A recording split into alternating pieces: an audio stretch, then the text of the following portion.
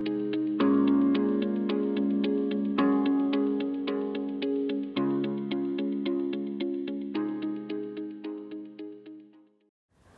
guest today is one of India's most distinguished journalists and a very passionate advocate of clean energy for several decades now. He was a member of the Energy Panel of the World Commission on Environment and Development from 1985 to 1988. In 1990, he also served as the information advisor to the then Prime Minister of India, Mr. V.P. Singh. Mr. Prem Shankar Jha, welcome to TERI. To have you with us here today to talk about your new book, Dawn of the Solar Age, An End to Global Warming and to Fear. My first question to you comes from the subtitle of the book, An End to Fear. You say in the book that, and you've said that we are closer to the point of no return, which is the tipping point, perhaps closer than what the IPCC has predicted. Why do you say so? Let me start by saying why an end to fear. There is a huge amount of unacknowledged fear in the world of global warming. It's unacknowledged because people don't see a solution. If you feel that the end of the world is coming and you don't have a solution on how to avoid it, what results is panic. And panic breaks down all social systems, and then it's every man for himself in the immediate future, and governments and everything breaks down. Which is one reason why all the governments of the world are keeping on doing everything they can to promote research, etc., and development of non-fossil fuels, but at the same time they are also developing fossil fuels because they want to avoid the panic. That is why I call it the end to fear. But to go back to the question of where we are today in terms of the impacts of climate change, something that we are sort of witnessing in our everyday life, what are the real fears? Because you've studied climate science so closely for so many decades. Right. What are the fears that we are dealing with today? The cause is basically the rapid multiplication of extreme weather events. We have seen 100 inches of snowfall in Boston in a single night. Never heard of. We've seen Hurricane Sandy, which wiped out the East Coast in 2012. And it did it because the Gulf Stream was 5 degrees warmer than normal. So the evaporation was so much greater that the clouds, the water that the clouds absorbed was colossal, and they dumped it on the East Coast instead of going out into the Atlantic. And they wiped out the East Coast. And this is happening more and more. You saw 3 terrible hurricanes last year. You've seen Madras, Chennai be drowned twice when it had not been drowned for the previous 100 years. And it's not because of urbanization, but that's part of the cause. That's channeled the floods and made it more dangerous. But the actual rain came from a much hotter Bay of Bengal and a much hotter Indian Ocean. You've seen a cyclone. So these are extreme events. At the other end, if you look at the North Pole, last year, the temperature at the North Pole on December 22nd, 2016 was plus 0.4 degrees centigrade, when it should have been minus 60. The polar vortex was smashed, and all around that, both last year and this year, Europe, Russia, Japan, China have had some of the longest and coldest winters they've known, because that cold air that used to be hanging over the North Pole has now been smashed by warm air coming up from the south and has been forced to sort of descend in huge streams across the north. These are extreme weather events that nobody can ignore, and that's why the fear is there. And if that isn't already worrisome, you do speak about the fact that the tipping point might be very close. If you talk a little bit about that. Yes, the idea of the tipping point has been around for some time. Scientists have been very worried that uncontrollable global warming will not result when there's an average rise of temperature of 2 or 3 degrees centigrade. The rise is very unevenly spread. So a 1 degree centigrade rise, average in the world, actually gives you between 2.5 and 3.5 degrees centigrade rise in the northern Arctic and subarctic region, which is what is happening today. It's 3.5 degrees in that area. Now, methane and carbon dioxide is being released, and the amount which has been frozen there in the last ice age goes into billions upon billions upon billions of trillions of tons, in fact. Now, the most sensitive point in this belt itself is the Arctic Ocean, and the most recent research shows that the Arctic Ocean could be free of ice not by 2050, 2060, not as one time we had hoped by the end of the 21st century. The most recent evidence shows that it will happen in the 2020s. It's not only the area under ice in summer that has shrunk to 40% of what it was.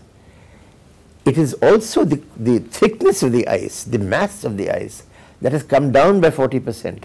So a large part of the ice around the central core that is left is now so fragile that it's being broken up by winds and waves and is being dispersed all over through two exits from the Arctic as mini icebergs at a phenomenal rate.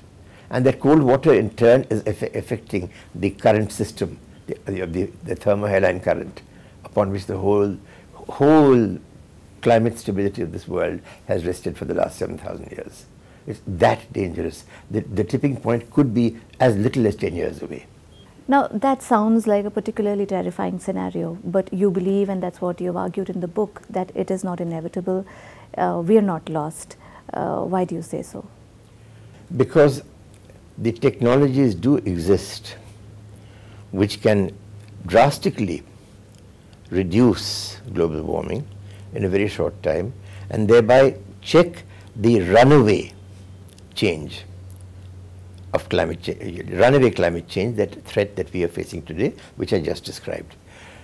And for that, the technologies already exist. First, let me say one thing, that the only way that you can, in fact, damp down the global warming that has already begun is if we aim at a specific target which James Hansen had identified at least 2 decades ago, or a decade or more ago, which is we must take the carbon dioxide concentration in the air back from the present 404 parts per million to about 310 parts per million, which was what it was in 1950, and which is also about the highest it has been ever in the last 1,000 years when the world was relatively stable. That is possible. And that is what this book is about. And but to do that, you must shift right out of fossil fuels altogether. There are 2 technologies in particular which will hopefully save us from the perils of climate change impacts. Tell us a little more about them. They are concentrated solar thermal power and the thermochemical conversion of biomass into transport fuels.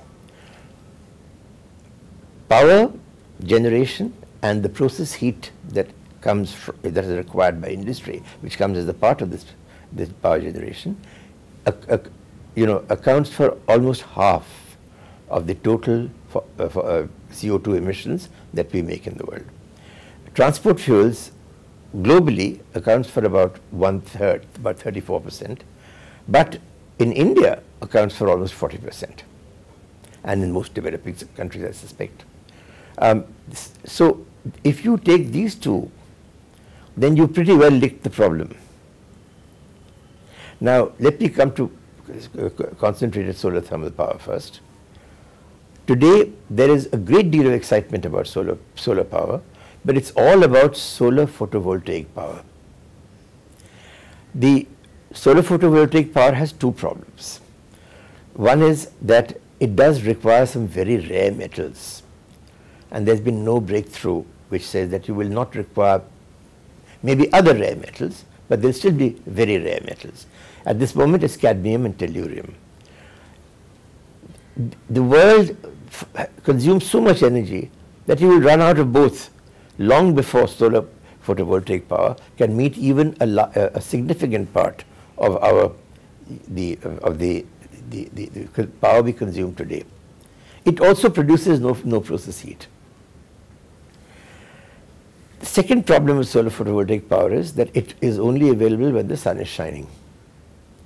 Now everyone's talking about storing electric power from, in batteries for the night time, but those batteries are expensive, and the batteries at this moment, the best ones, run on lithium, which is another very rare metal, which also is not there in sufficient quantities to meet the kind of consumptions that we have today, let alone in the future. Solar thermal power has no such problems. About 3% of the desert area of the world can produce all the electric power that you want. Let me explain. Concentrated solar thermal power means that we are concentrating the rays of the infrared rays of the sun, not the visible light, the infrared rays of the sun, onto a particular point where we pass a fluid and heat it, and that then in the normal way goes to a boiler and produces steam, and in the normal way you get good old conventional electricity from that point on. So this heat can be stored at almost no cost for day and night, because if you use molten salt as the heating medium, molten salt has a characteristic that it loses as little as 1% of its heat in 24 hours. If you keep it in a nicely cladded vat, that's all you require.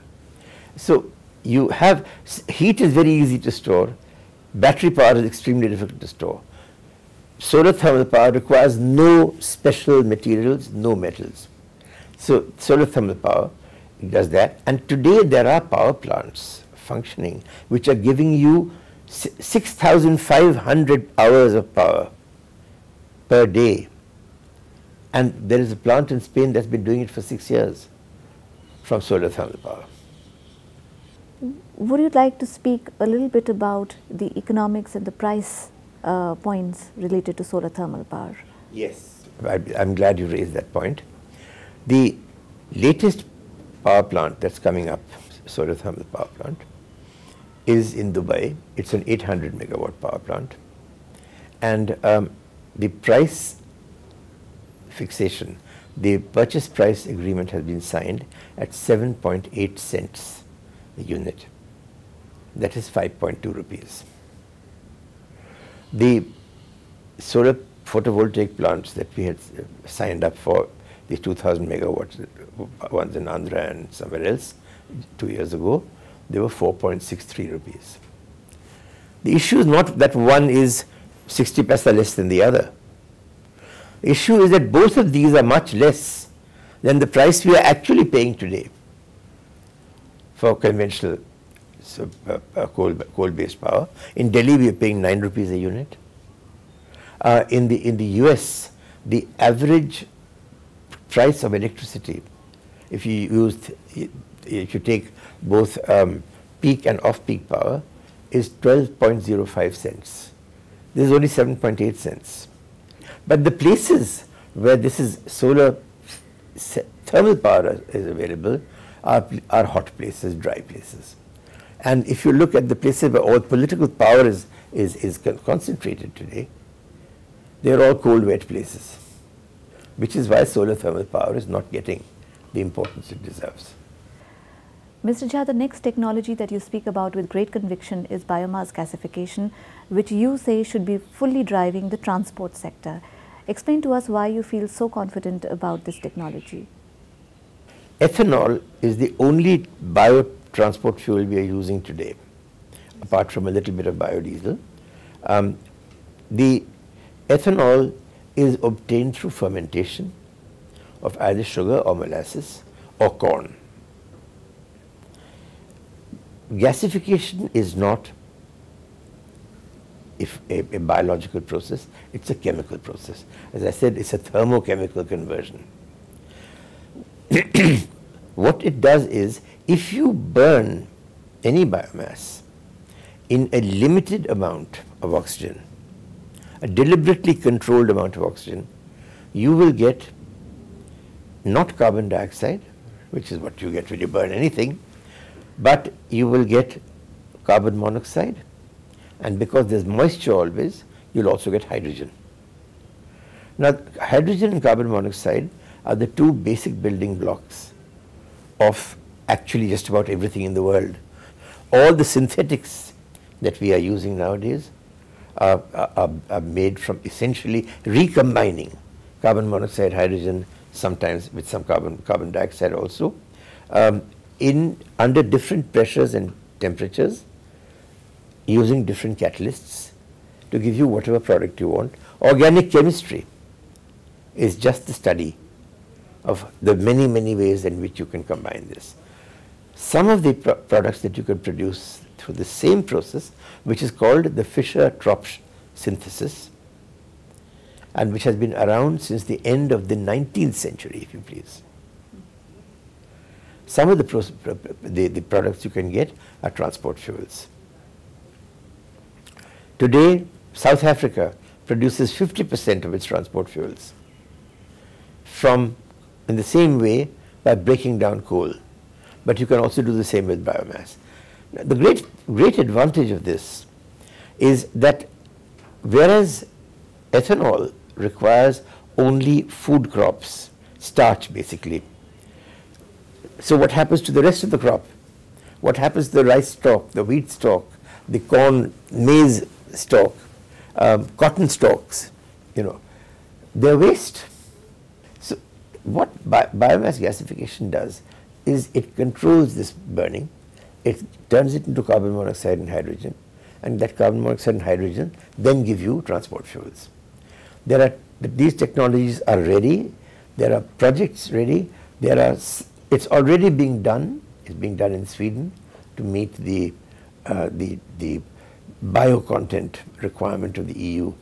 Are you suggesting that crop residue or any other kind of waste can actually replace the use of fossil fuel in our economy, particularly in the transport sector? Yes, completely 100%. And the technologies are fully developed. Any crop residue and urban solid waste, garbage. One company in America called SG Preston, is based in Texas, is contracted to start supplying, I think it's 800 million gallons of transport fuels, aviation turbine fuel to Qantas from beginning next year. So clearly there are environmental benefits that you're pointing out, because if we are utilizing our waste, be it crop residue or municipal waste or urban solid waste, and converting it into biofuel, that's one part of the story. It also rids us of the air pollution problem. But are there also social economic benefits for a section of society which is very largely neglected today? There are immense benefits. First, farmers' incomes double, because it's not merely the grain part of their crop, but the stalks that are also valuable. And in sugar, in the case of the sugar industry, it can the stalks and the waste from sugarcane, which is just now a real nuisance, becomes incredibly valuable and trebles the value of the products you get from the sugarcane, much of which goes back to the farmers, increase in income. Now, this is a very interesting increase in income because it is obtained with zero additional cost to the farmer. So, whereas the increase in revenue from sales may be 100%, the increase in income, net income of the farmer, is 3 to 400%. In the case of sugarcane, it would be that. That is a straight improvement. Second, it protects you from the ravages of drought, because unless the drought is truly extraordinarily severe and nothing grows, I mean the land is completely barren, and we do have occasionally droughts like that. Most of the time, what it does is it destroys the grain part of the crop, but not the rest of it. So there's still one part of the crop that the farmer can sell, and so hugely reduces damage. Employment. Rice straw, wheat straw, corn stover, that's their residue. All this, sugarcane waste, all this has to be collected, brought, it has to be gasified, there's employment there. There's a simple gasification stage 1 required to produce in the case of these, because these are very hard. You see, you can't transport these for long distances. So the first gasifier has to be at the village level. And then it's the biochar that's left, which is very rich in carbon, 70 to 80% carbon, which you briquette and then you send it to the transport fuel factory. Like, you know, and that is perfectly possible.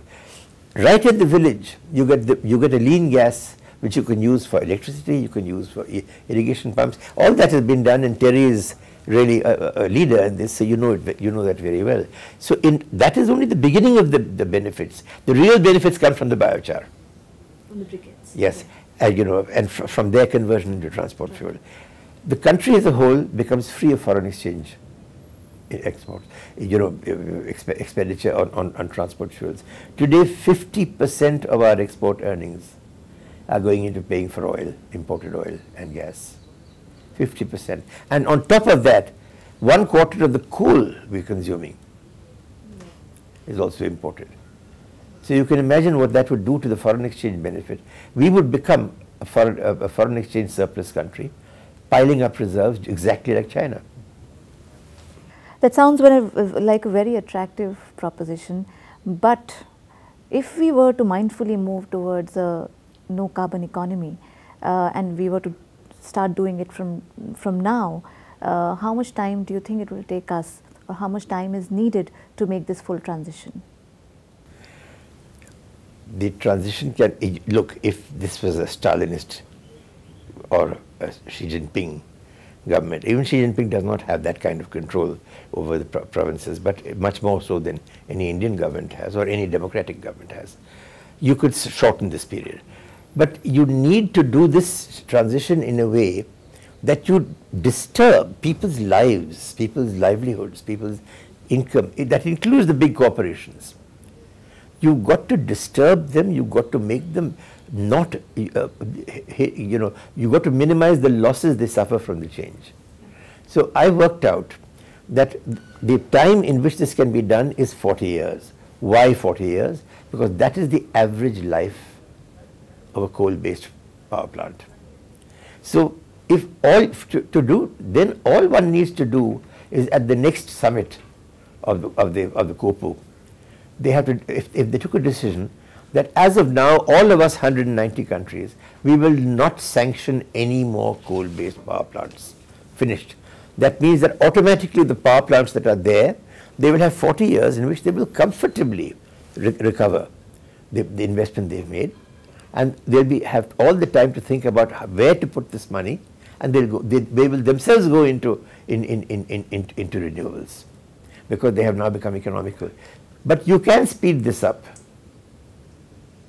if you give subsidies for early, you know, withdrawal, number one. If you put a tax on coal-based power, a carbon tax. If you do both, then you've got a stick and a carrot. So depending on how quickly you can get people to start making this change. If today you say no more coal plants, and we all agree and we enforce it, you'll require very few of these other inducements and sticks and carrots. The longer you wait, the more you'll need those sticks and carrots, and the more will be the actual loss on the ground. Both in the case of biomass gasification and the concentrated solar power, the